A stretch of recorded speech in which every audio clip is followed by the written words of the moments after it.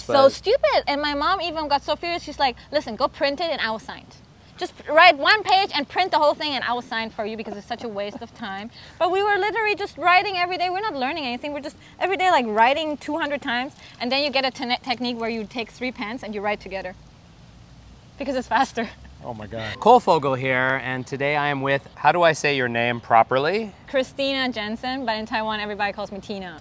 So you're like Taiwanese in the sense that how many years have you lived in Taiwan? I moved to Taiwan when I was 6, so it's been now 25 years. Wow. Yeah, I'm 31. So you're 31 now. Okay, yeah. So most of your, not even adult life, most of your human existence has been here in Taiwan. Exactly. I've been abroad. I was working in Qatar Airways for 6 years, so I was abroad for like 7 years now. Just came back last year. Did you have a particular area when you worked on the airline that you stationed in, or was it just always moving around? Oh, we were stationed in Qatar, if you know, Doha, Qatar. So I was living there for like almost 7 years. Is it near Dubai? Yeah, next to Dubai. What was it like living in Qatar? Oh, I really enjoyed it because it was like, it's a place with a lot of expats. So you feel like you belong there because everybody's different. And Taiwan, I'm always this foreigner. So you've been here since you were 6. You still feel like a foreigner living here? Yeah, unfortunately, I speak the language natively. I know everything. I worked here, I grew up here. Do you speak Taiwanese? I understand Taiwanese. That's, that's really being from here. Yeah, and because I grew up in the, like in Kaohsiung, Tainan, you know, area, so I can understand Taiwanese. And I can swear. No. Well, we're not doing that. Yeah, okay. Beep, beep, beep. So, sorry, originally your family background is Polish and German. Yeah, my dad is German, my mom is Polish. Do you speak Polish? Unfortunately not, because at home we spoke like German most of the time. You have been going to, or went to, not anymore, to the public education system here in Taiwan since you were 6? Mm-hmm. So 6, I did like 2 months of kindergarten, and then we went straight away to elementary school. And from there on, my parents are not rich, so we're 4 kids, so it was really expensive if we went 4 kids? Yeah, so if we go to private school, it's impossible for them. So we went to local school where we just sent them, you know, somewhere countryside and just some school. And we went from there, we started to learn Chinese. In Kaohsiung? I was first in Danshui, I don't know if you know Taipei. Okay. And then for 4 years, and then we moved to Kaohsiung, and in high school I was in Tainan. And wow. And in college I was in Taipei, so everywhere. So where was the easiest place to live of the cities you've lived in?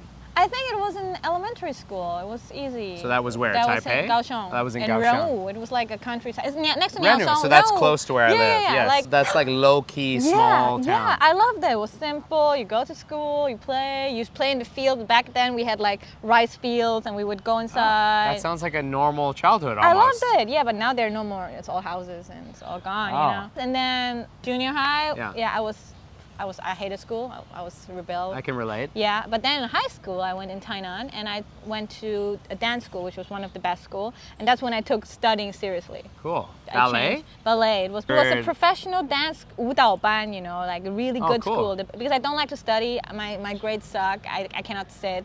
I have to always be doing something. So I was a dancer and it was easy for me to get in and I got in. It was very challenging. 3 years of training, discipline training, and it was life-changing for me. Is it something you would want to pursue down the road? No. I still love it. It's a part of me. Every part was a different journey. High school was a turning point in my life where I became serious about, because in junior high it was like they were forcing you every day. We were test, forcing you, and then you know they hit you if you have bad points. You've been here long enough that they hit you? Yes. Oh my God! And my I don't grades, think they can do that anymore. My grades were a disaster. I get like 8 for math because I hate math. The teacher, they're like, we were like this with a stick, you know, and it was like 50 times because I got 50. You literally probably went through the final generation of this. You stand there in a line and the teachers just hitting you, and my mom got furious. She was like, I'm going to school. Nobody hits my kids. But I told her, but you know how it is with kids. We want to be the same. We don't want to stand out. So I told her, listen, it's embarrassing. Don't come. I will be okay. Yeah, it's like, Mom, you don't get it. I'm already a foreigner. Yes, exactly. And if you come and I get special treatment, it's even worse. So and everyone's gonna be like, the foreigner. Exactly. Yeah. So it was horrible. Junior high was like hitting. Test every day, and then also there's a thing, I don't know, your kids probably didn't go through this, but we have a thing called 罚写. It's like whatever you get wrong, you have to write 100 times. Oh yeah, no, I think they still may have that. It's like, I don't know if it's 100 times. It's so stupid. And my mom even got so furious. She's like, listen, go print it and I will sign it. Just write one page and print the whole thing and I will sign for you because it's such a waste of time. But we were literally just writing every day. We're not learning anything. We're just every day like writing 200 times. And then you get a technique where you take 3 pens and you write together. Because it's faster. Oh my God. So anyway, junior high was all about punishment, not allowed, and tests. And we didn't learn much, I feel. My mom was like, anyway, as long as you're happy. I think your mom and yeah, she didn't even care about my grades. When we come home, she would ask us, what did you learn today? She would not be like, what is your grade? My teachers were like, you will not get into any good high school with your grades. Eventually, I got into the second best high school in Tainan because of my dancing. Oh, nice. Because I was going after school dancing classes for fun, you know. Yeah, it was a hobby. I'm not blaming the teachers here. I think that's all they know. No, they're part of the program. Yeah, right? that's all they know. And I don't want. I met really amazing teachers. They tried their best. I believe so. But for me, but those teachers grew up the way they expect you to be in school. They were taught that way. Yeah, in high school was a big change for me where I wanted to be better. Myself, my mom never pushed me. And then I started to learn by myself. Yeah, the high school was very strict and very stressful because that's how it is. I had good teachers in high school. I think dancing and art, like dancing in art school, they have a very different approach to education. I would imagine so. It's still strict. There's still like you have to be a certain way. You have to have your leg here. You have to have that. But that's about technique and just being the best at what you can do. And so I had a good time in high school where I changed. I really totally changed and I became like one of the best in school. Wow. I think my ego kicked in, so I wanted to be better. So I was working really hard to get better.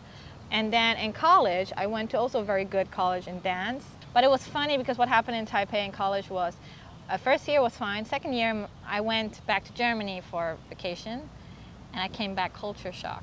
Oh, culture shock here. Yes. And reverse and then culture everything shock? went just downhill. I didn't. I was not good anymore at dancing because I got depression. I became fat. It was a total different story. I'm having trouble picturing you fat. Yeah, I was fat. Not fat, but. But for yourself. No, but for dancing. Oh, for dancing. It was like. You mean I wouldn't have looked at you and thought you were fat, but for a dancer. Not. Yeah, you would probably not, but for Taiwanese standards, I was fat, and I was mentally not okay, and then. Somehow I was really bad. My mom said, you can drop out, it's no problem. Like, just drop out. You don't need to finish the school. But then I said, let me just finish it, whatever. I finished it. And then later on, I went to guitar, and that's when my life changed. Things got better for you in guitar. For me, because I realized there's so many different kinds of people in the world. It's true. You are beautiful the way you are. Yeah. And in Taiwan, it was very hard because you have to be a certain way. And I think the guitar, leaving Taiwan was a really big change of my brain settings. Yeah. Where I program myself that everybody has a special place in this world and everybody has their unique way of being. Yeah. I'm very lucky in dance. I met a lot in dance. When my dance journey started, I met a lot of teachers who actually considered my feelings and they consider that I'm going through a hard time, and they considered things like that, which is very rare in normal schooling because they just want you to have a good grade. The rest doesn't give it, But I think mental health is so important, and I feel in Taiwan it's shout out to mental health. Yeah, I think in Taiwan that's what's missing to the children. What are the top 3 things you think need to change for the education system in Taiwan to be better than it is right now? I have a few things I can say. I'm curious. Okay. What's your take on it? And be honest. I think this is useful, especially to my Taiwanese audience, to know that outside of Taiwan, we do have different views on education. We do. And what that means to be educated. So what's your what needs to change? I think parents. I think we need to educate the parents because I feel like a lot of kids, they come to message me and they're like, JJ, I'm being depressed, my parents are so strict. And I feel like when your kids are being depressed, they will not learn.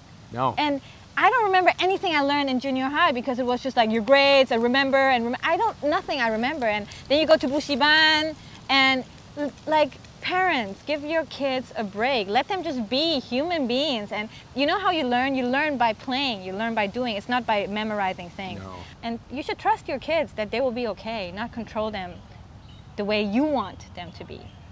But mom and dad most likely were part of the same programs. Yes. Once the parents let go of the kids a little bit, you will have an easier life as well as parents because you will not be so suffocated. Oh my God, my kid. Agreed. Yeah, so let them be. They will figure it out.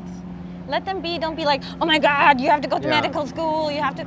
If he likes to fix cars, there's nothing wrong with that. You know how much I love when I go to a car fixer and he fixed my car. How grateful I am and how amazing he is. And how many times have you been to a doctor, and it's not all doctors, where you can tell this guy didn't want to be a doctor and he's just literally going through the motions, and you don't want to get help from that kind of doctor. So why force them to be something they don't want to be? Just let them be what they want to be. And what they're good at. But then also it's hard because then like, but what if they don't know what they want to be? What if they turn out wrong? Well, everybody has a path. What is a perfect job? Perfect job is what are you good at? You know, what do you like to do? I mean, this is my perfect job, what I'm doing right now. Yeah, you enjoy it. You know, I still teach part-time, you know. Yeah, YouTube's not easy. It's not easy. Know. The whole education system we cannot do much to change it, but if few parents can understand that your children, you need to trust them. Yeah. Let them be the human, and you don't owe them. They're not your property. Yes. Oh, that's a big one for me. Yes. I think that will change a lot in education. You will not push them to bushiban. You will not push them to have 100% because having 100% doesn't mean anything. Especially at university or college, it's like there's no point in doing that unless there's something you're really passionate about. Exactly. I mean, I finished school. I don't do anything that's related to my college. But the thing is, in Taiwan, it matters because I made a few videos about education, and everybody tells me, no, in Taiwan, degree matters. If you don't have a degree, you will not get a job. But I don't think that's true. I think you can work in a coffee shop. You don't need a degree for that. Robots are going to take over everything. Right? I mean, one day there's going to be AI doctors, lawyers, dentists, like all of the major professions are going to... I don't want that. I know, it's scary. It's scary, but my point is we need to rethink education, back to education, because what you're learning now is going to be obsolete in like 10 years. Yeah, how about we learn about how to meditate? Yes, I really think children should learn that. I'm a meditator, and I've taught my students at past jobs 5 minutes of meditation, and I've gotten annoyed bosses saying, why are you doing that? Yeah. I was teaching English as well, but I couldn't teach anymore because they were telling me I'm too nice to the kids. And I had this kid talking to me, teacher, and he was telling me this whole story, and I was so excited. And then this Chinese teacher was like, 坐下，不要讲话. Like they tell them like, sit down, don't talk. But I want them to talk. They need to talk. That's how they learn English. I wonder if they realize that much like how parents need to be mindful how they speak to their children, that's actually going to create childhood trauma when you talk down to the kids like that. You're actually traumatizing them, and then they grow up to not be happy grown-ups like many of the grown-ups that are not happy. One of my brother, like he had so much creativity and he had so much voice, and the teachers didn't like it. Of course not. They didn't like it. They basically ruined him, no offense, but that was a really bad school, and they ruined him because they were like, no, sit down, no, you're a bad kid. And they were abusing him verbally because they couldn't hit him anymore at that point. So like my mom is really like, that's something that really breaks her heart because he was so creative, and it kind of killed him at that point. Killed the creativity? Yes. Or probably made him depressed too, I'm sure. Yes, it did. Childhood trauma. So let's make the education system and parenting better. Yes. The thing about my parents that I love and I'm forever grateful is that when I do something wrong, they might not agree and they'll be like, that was not right. But they will not be shouting at me. They'll be like, okay, come here, sit down. Why did you do that? What is the reason? Okay, so do you think it's right? Like they talk to me, they let me think, and they tell me it's not the best way, and then I would not do it again, and I would not be afraid to make mistakes. Provided a safe place for you. I think Taiwan education, the system we cannot change, but I hope we can change few parents how they think, and just be your friends, be your children's best friends. Create emotional safety. Yes. Because if the kid grows up not feeling safe emotionally, what kind of a grown-up is that going to be? Children are your teachers. Yes.